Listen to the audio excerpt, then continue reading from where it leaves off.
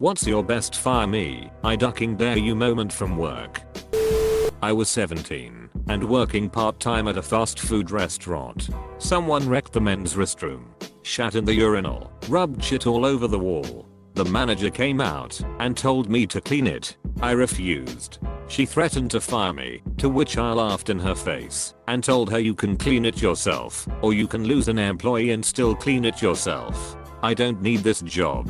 Needless to say, I wasn't fired and I didn't clean that up. I still laugh thinking about it. Worked for a newspaper, editing and actually putting the paper together, arranging it all, placing stories and pictures where they need to be, titling, quoting, and sourcing everything. I was a one-man team and used an overly complicated system that I figured out how to use really effectively. They treated me like shit, set impossible deadlines, and berated me for not meeting them. One day the boss tells me to fully put a paper done by the end of the day, gave me no warning. I had no articles from the journalists and no photos from photographers. It was my job to collect it all from everyone, and he wants me to do it in a single day. I told him no. If he wants it done, he has to give me more time. He tells me if I don't have it done by the end of the day I'm fired. I tell him that this paper can't function without me. He tells me I need to take the day off and cool my temper and that he'll do my job for me. Get a call an hour after I get home that he needs me to come in and do it and I can have as much time as I need. Promptly quit on that asshole. Duck your shitty newspaper. Worked a job where I was the only one who knows how to take apart, clean, fix, and put all the equipment back together and do the weekly and monthly maintenance. Had a boss tell me one day that I was doing a poor job and not doing enough and that anyone could do it. If I didn't step up I would be fired, or else as they had manuals for each piece of equipment. So that night I took apart all the equipment weekly and monthly stuff too, cleaned them, and then just left it apart for them to figure out that morning.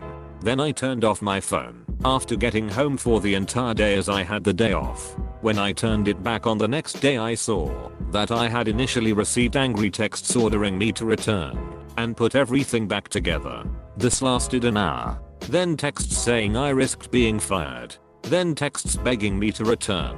Then more texts trying to compromise with art. Then an apology before nothing else for the rest of the day other than that the head boss wanted to see me as soon as I came in the next day. And over half the stuff was still not put together, and what had been put together was put together haphazardly and would need to be taken out again then put back in correctly. Was immediately asked to be seen by my boss and their boss to explain myself the moment I was seen entering. Once in the office I told them that if they weren't there to apologize then just fire me then and there or drop it and let me put all the stuff back together. They looked at each other and then told me that I could get back to work. Boss never called me lazy again.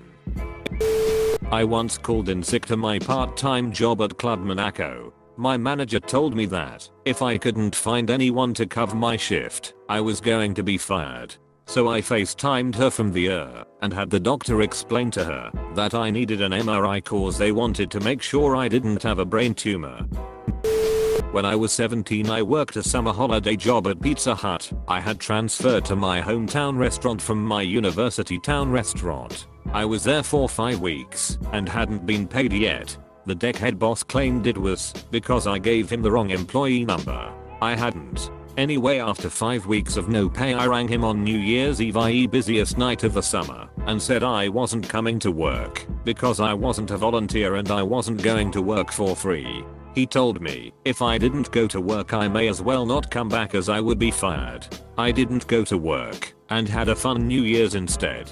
Then a few days later I called the employment tribunal, I'm in New Zealand, and told them what had happened. They called my deckhead boss. He then called me, offered me my job back, and was nice as pie for the rest of the summer. I worked at an unspecified telecom a few years ago. I was a senior manager in charge of programming, third level support, and production support. A business unit bullied through code, changes made by the business side through a side, deal with a legacy programmer in the data center, circumventing my team, cow and production testing that just had to get implemented immediately without going through any testing at all. I refused. The SHIO overruled me. 72 hours later, phone activations had ground to a halt. Customers nationwide were screaming, and the SHIO called phone conference after phone conference demanding timelines for when I was going to get this shit fixed. He kept screaming to have members of my team to get on the phone and explain themselves to him. I refused. Finally I snapped and told him that if he wanted me to fix his mistake I would need to get off the ducking phone, go work with my teams, and the only reason they hadn't walked out yet was that I was keeping him off their asses, but we would all happily go together. 24 hours later Cal and my team had the bullshit cleaned up and fixed for a clean rollout. This was all to avoid a 24-hour delay for production testing. I wish I could say that was the only / worst time. Husband was having his gallbladder taken out and was having complications before surgery. I needed to leave early from work for about 2 hours and my boss threw a fit stating I couldn't leave. I told her I had 300 hours of sick time I can use for myself and my husband, and if she wanted to push I'd take all of it at once, leaving no one but her to do my job. She said she'd fire me if I tried. I just looked at her and said I have to go, I'll send you my DR's note. I wasn't fired. I was actually awarded that year for job performance. Edit. I didn't take all 300 hours. I just threatened to, since I was protected by FMLA. I only took the day off. Worked for Radio Shack and always butted heads with the district manager.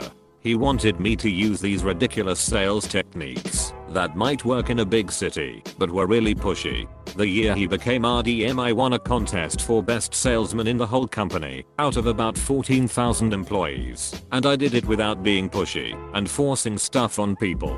He still tried to get me to use these ridiculous techniques each month when he would visit, but after I won the contest I stopped sugarcoating it and would flat out tell him that's stupid, I'm not going to do it that way. I was a summer teacher at one of those Korean sat prep school that hired U.S. college students for a summer and then promptly worked them to death, although I will admit the pay was pretty good. We taught 8:30 am through 5:30 p.m. with an hour lunch, but had homework to grade every evening, prep work, etc. Well, they were mainly focused on teaching English, but I was a math and physics major, so they had me teaching SAP math and college prep physics. No problem. Then they decided, since I studied physics, I should also teach their chemistry class. I tried to tell them I didn't know much chemistry, but they insisted. So I worked my ass off, refreshing myself on all of the stuff before I taught it, while still teaching another math and physics class. One day in the middle of this, I got legitimately sick. I called in the night before, per the rules, and told them I couldn't come in. I took one day off, sleeping in my apartment, and then dragged myself in the next day. When I show up, they pull me aside and say, so how do you plan on making up the time for the classes you've missed? Excuse me? Well, we didn't have anyone to teach your classes, so all the kids are behind now. You have to make up the time. We figured you could just extend your morning class now for the first week. I could teach over lunch and your afternoon class could then start an hour early for the next week. Why didn't you have a sub teach my class? Then they screwed up. They said we don't have a sub. Well then, no, I'm not going to skip my lunch because of your guys' poor planning. We'll fire you, and then you won't get your plane ticket, remember? They replied. Go ahead. First, I followed the rules and gave you notice I was going to be out. Second, you just told me you don't have a sub for my classes. That means if I leave, you're going to lose all of those students that I'm teaching. That will cost you a lot more than the planet ticket will cost me. Apostrophe. Was 19 and working a minimum wage job in a shop. Owner sold the business to a new guy who had never worked in the industry and knew nothing about any of it. His first day in charge, he decides I look unprofessional and should be wearing a uniform. Then he decides the uniform should include a fluorescent cap with my name embroidered on it. I told him I wouldn't have taken this job if it had included wearing a fluorescent cap with my name embroidered on it, but he tells me it's going to be mandatory from now on, so I will be sacked if I don't wear it.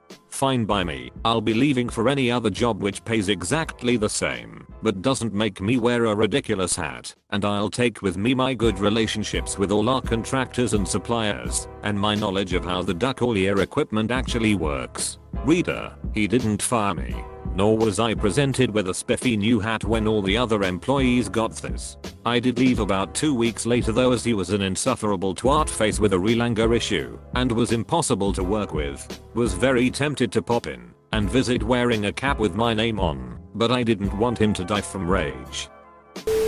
This was about 5 to 6 years ago. I was the second in charge of our shipping department, making $11 an hour. The head of shipping had a mental breakdown, so I took over while he got help. About 3 weeks after he returned, the company released him because they didn't like him and I could do the job. When they told me they had released him, I asked if there were going to be interviews for the job or was the job just mine. Since I was number 2, I was told they were looking, but I would have a chance to interview once that process started. Fast forward about 6 months, and I'm still doing this job that pays around $50k a year for $11 an hour. We had some issues with staff turnover and process changes because the warehouse manager thought he knew best and would list. They then tell me there wouldn't be a shipping manager, just a shipping lead, which would be an hourly position. I ask about a raise, get told my review is in 2 months, so just wait. I wait. 3 months. 4 months. Then one day, after a 14-hour night shift, I get a call from the WM telling me I have to come in right now. When I get there, he unloads on me 4 things that were beyond my control and mistakes other people made. We start yelling, and that's when I told him I make $11 an hour doing this job. Ex-boss told me he got paid $50k a year to do. I don't need this shit. Give me a raise or I won't be back. I then went home and back to sleep. When I go back to work, I'm met by WM and ops manager. They appreciate the hard work I've been doing and are putting me on a salary starting at $45k. Since ex-boss was there longer, I negotiated up to $48k. For the past few years I've worked at one of the nicer restaurants in my small beach town. I'm one of the only servers there who cares about doing a good, and I'm the only one who doesn't take a smoke break every 15 minutes. This past summer a new, very illegal, rule was implemented that if we messed up an order in any way we would be liable to pay for that messed up food. I usually didn't have a problem with mess ups, so I didn't bring up the legality of this matter since I make good money and don't want to start fires in places that don't concern me. That until I rang in a cherry glazed burger instead of a cherry glazed steak, each stylized CGB and CGS in our shitty computer system. I fixed this with the kitchen, but not before they had already started the burger.